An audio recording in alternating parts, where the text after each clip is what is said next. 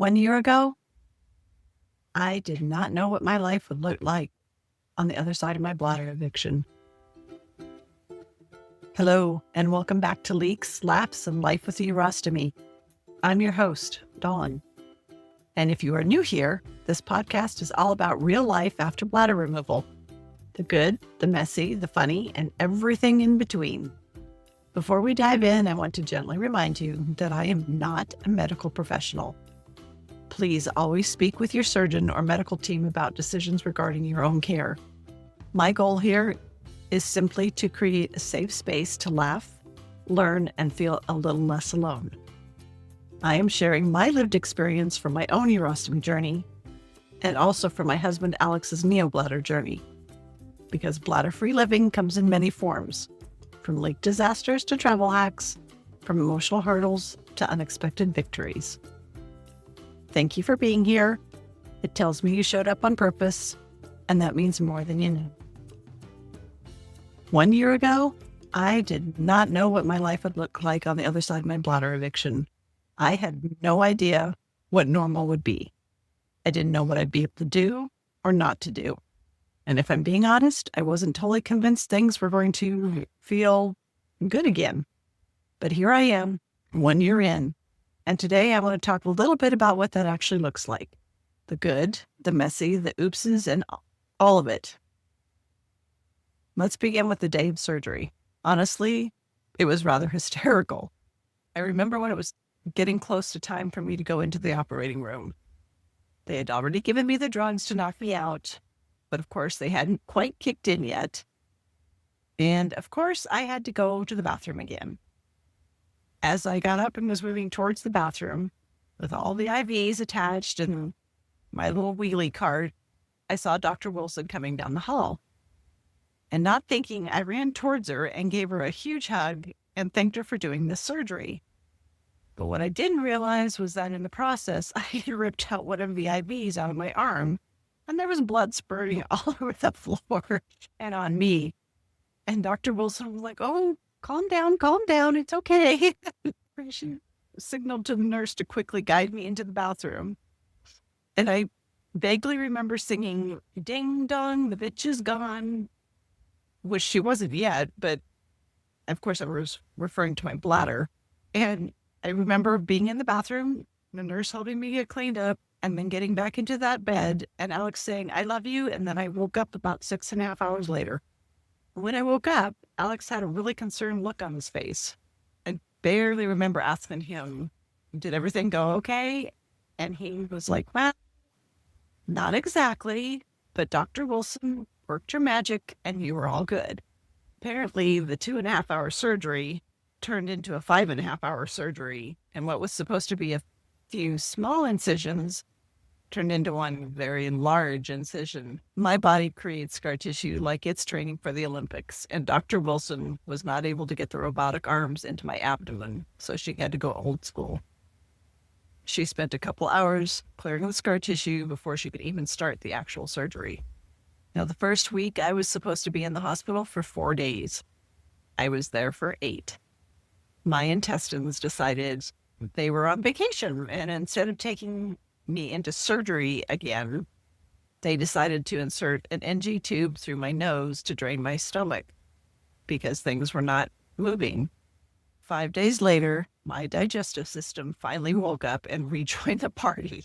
There's no other way to say it. Everything felt uncomfortable. But the upside was the excruciating pain that I had before was gone. And for the first time in 11 years, there was no urgency to pee. There was no stabbing, excruciating pain, or constant bladder spasms. And that part was absolute heaven. I spent the second week at my papa and my stepmom's house in Denver so that if something went sideways, I would be close to the hospital. And that's when my papa told me, "You are going to help a lot of people." And I had no idea what he meant at the time. I'm so grateful for them being there. They assisted in taking care of me so I could just rest. And boy, did I revel in the sleeping part. I had not slept more than 15, 20 minutes at a time for the 2 years prior to the surgery. And I slept 9 to 10 hours straight. It was absolute heaven. The first few months when I got home were quite overwhelming. They were frustrating and emotional on every level. The realization that life was going to be different really hit home. And that's when I discovered that there was no lived experience assistance out there on how to live with a urostomy. And I began to understand how I could help others going through this process. And that's when my dad's voice kicked in. And later, things started falling into place. In the meantime, I was figuring out how to sit, how to walk, how to sleep with that big hose attached to my side that wanted to do all-star wrestling in the middle of the night, and trying to maneuver a pouch that was too large for my body. Everything took so much effort, and I was completely exhausted just getting up and going to get water or to do my little walk to the mailbox, and I do mean little. It was exhausting. Changing my pouch took forever. I remember the first couple times it was like 45 minutes to an hour, and Stella, my stoma, had absolutely zero interest in cooperating. She made it her personal mission to make sure that pouch changes were very interesting, and they were. And then there was the hair loss. And I'm not talking about a little bit of hair loss. I am talking about handfuls and handfuls falling out every day for over a month. And whether it was the anesthesia or hormones, we never really figured it out fully. But eventually, I stopped the estrogen patch and started doing everything I could to help my hair recover. And thankfully, it did. Around month 4, I started to feel better than I had in a long time. It was like a breath of life came into me. I started venturing out more, short walks, going to the store, out to dinner. It was terrifying, but also freeing at the same time. And this is when I also learned the hard reality about UTIs. I was sick for a month, and I was a few hours away from going septic. I was totally clueless about the danger of UTIs. Hard lesson learned on that one. I do have a whole episode on UTIs. I think it's episode number 6. If you have questions about UTIs, please go listen to that one. And then month 6 brought a bunch of small wins.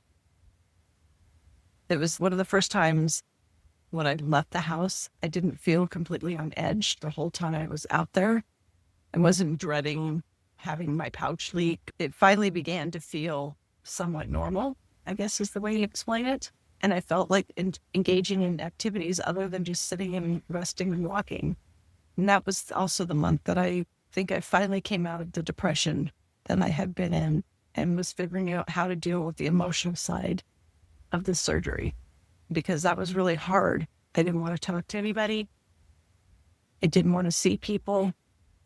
I really just wanted to be left alone. And if you know me, that's not me.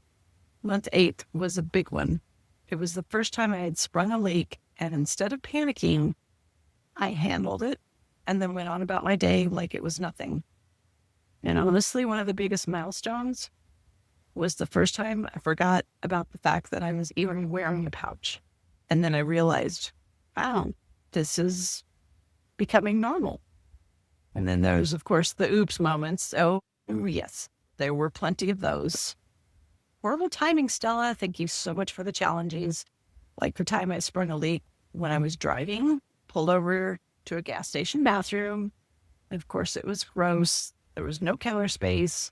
So there I am, sitting on the toilet with a paper towel across my lap and all my supplies teetering on my lap, praying they don't fall in the toilet or on the floor, trying to figure out where this leak is, and being able to stop the leak very quickly with one of my barrier strips.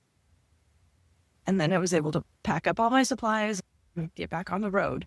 And then there was the leak at work when my survival kit was out of my car instead of with me. Lesson learned on that one. And let's see, what other oops moments. There was one where I tried the new type of pouch. I tried a one-piece pouch and then decided, I think it'll be a good idea to go shopping. Well, Stella decided she didn't like that pouch and literally blew it off my tummy. And so I was driving with a diaper stuffed into my pants until I got home so that I could stop the leak because I didn't have a way to put the bag back on. And then there's the 2 a.m. and 3 a.m. gushers, from Old Faithful, where you wake up and the bed is soaking wet. Thank God for bed protectors, because those saved me from having to sleep on the floor a couple nights. I'm glad those were far and few between. A year ago, these moments completely threw me for a loop. And now, I might roll my eyes, maybe laugh a little. I handle it, and then I move on. And it doesn't blow my whole day when those happen anymore. And that shift is huge. So I guess this is my new normal. It is real. I have routines now. There's more planning. I don't leave the house without my survival kit. And there's always a change of clothes in my car and enough water to get me through my day so that I don't get dehydrated, so that I don't get UTIs. And I've learned to be able to time my fluid intake to correspond with my pouch changes, so Stella and I don't fight each other. And we're down from 45 minutes to about 10 minutes to change out the whole system. It goes pretty quick now. And it's not overwhelming anymore. It's just life. It's my new normal, like grabbing your phone, you're grabbing your keys. Always grab your survival kit too. And the confidence that comes with that, that's something I didn't have in the beginning. And this is the part that really stands out to me. I have my life back. I can go places. I can make plans. I can travel again. I can actually enjoy what I'm doing instead of constantly managing symptoms or worrying about what might happen. And hallelujah, I can sleep. Is everything perfect? No, not always. But the majority of the time, life is good. And that feels really, really good. So if you're at the beginning of this or somewhere in the messy middle, please know it does get easier. Not all at once, but little by little, you begin to figure things out. Before we wrap up today, I have a request. If you've had surgery recently, and maybe you're also at your year mark, I would love to hear your stories, so please share them with me. You can email me at Dawn, DAWN, at leakslaughtslife.com. That's LEAKSLAUGHS, as in Sam, LIFE.com. Because in an upcoming episode, I am going to be celebrating real wins from people living with urostomy. The big wins, the small wins, the funny and messy ones. Let's celebrate them all together.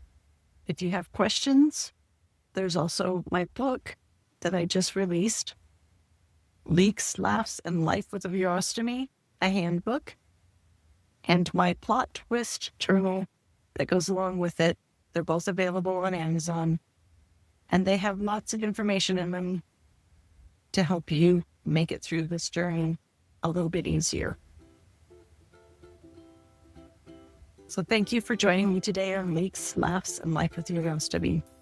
I hope this episode gave you a few insights, maybe a laugh, and reminded you that you're not alone in this journey. And if you found it helpful, please subscribe so you don't miss an episode, and share it with someone who might need to hear it. For more information, tips and tricks, or a copy of the show notes, please go to my website at leakslaughtslife.com. Next week, we're going to be discussing how to deal with those gnarly hoses and the nighttime bags that go with them. And maybe even the leg bags, my arch nemesis.